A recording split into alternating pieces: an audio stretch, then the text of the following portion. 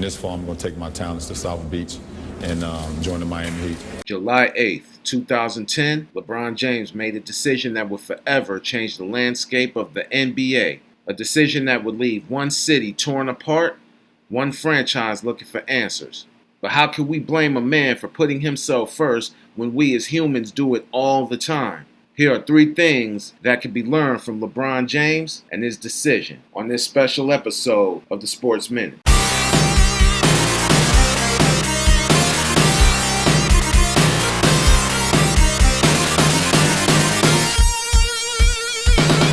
LeBron James was taken number 1 overall by the Cleveland Cavaliers in 2003.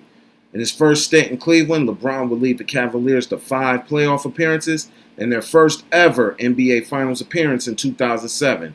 However, due to rumors off the court and the front office not putting solid pieces around James, the King would head to South Beach to join D. Wade, Chris Bosh, and the Miami Heat, where he would go to 4 straight NBA Finals, capturing 2 and embracing the role of the villain.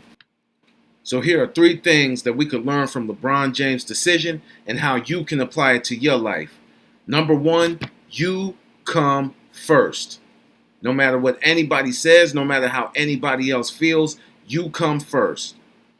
A player could be worth $1 million in the NBA coming in out of college until he breaks his leg and he can't play anymore. Then that player is not worth a dime and it's get him out of here, on to the next one. Just like the job that we work, you could be a valuable asset until something happens and, Lord forbid, you die. You could die today and then you'll be replaced the very next day by somebody else. Always remember, you come first, because these jobs are going to put their selves first. You have to put yourself first as well. Always remember, your mental health is so much greater than other people's feelings.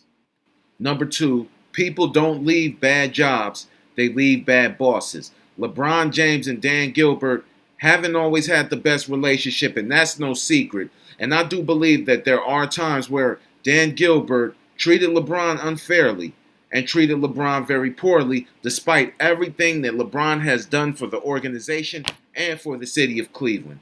Sometimes when we work these jobs, we have bosses that don't appreciate us, and they continue to treat us like we're slaves, treat us like we're robots, and treat us like we're 3/5 of a human, like the 3/5 compromise during slavery. And sometimes you have to show people, you have to show leaders, bad leaders, they don't know what they have until you're gone. One of the things that I've learned is that if there's a lack of growth, if there's a lack of appreciation, if there's a lack of humility, sometimes you got to head for the hills. You have to head for the hills. Number 3, money is not everything. I will say it again. Money is not everything. Not all money is good money. I know times are hard. Gas prices are going up. Food is going up. Milk, eggs, everything is going up. And we need money to match what's going on right now. But let me tell you something. If it's going to come at the expense of my mental health, if it's going to come at the expense of my happiness, if it's going to come at the expense of my morals and my self-being, it's not worth it for me. I will walk out of a job quick. LeBron showed us, do not be afraid to walk out of a toxic work environment, no matter how much money they are throwing at you. It's not, you can't pay me for my life.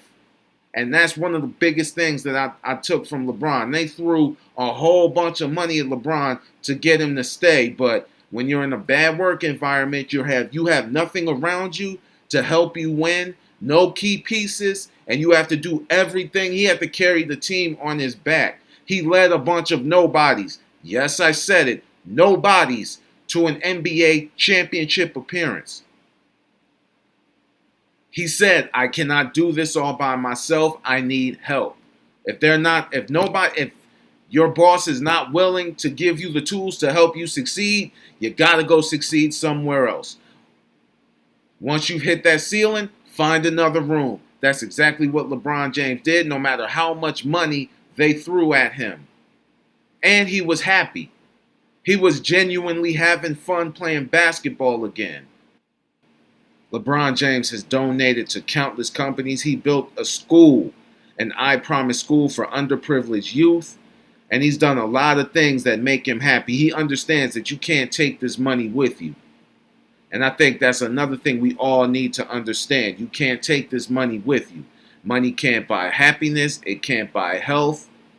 And it can never replace the joy of being with your friends, your family, and your loved ones. But why don't y'all let me know what you think in the comments, man. Tell me what you think. What is the biggest thing you learned from LeBron James and his decision, and how it really wasn't as bad as we make it seem, and how we can apply it to our everyday lives. I'm Rico McGee. This has been the Sports Minute, and as always, in a minute,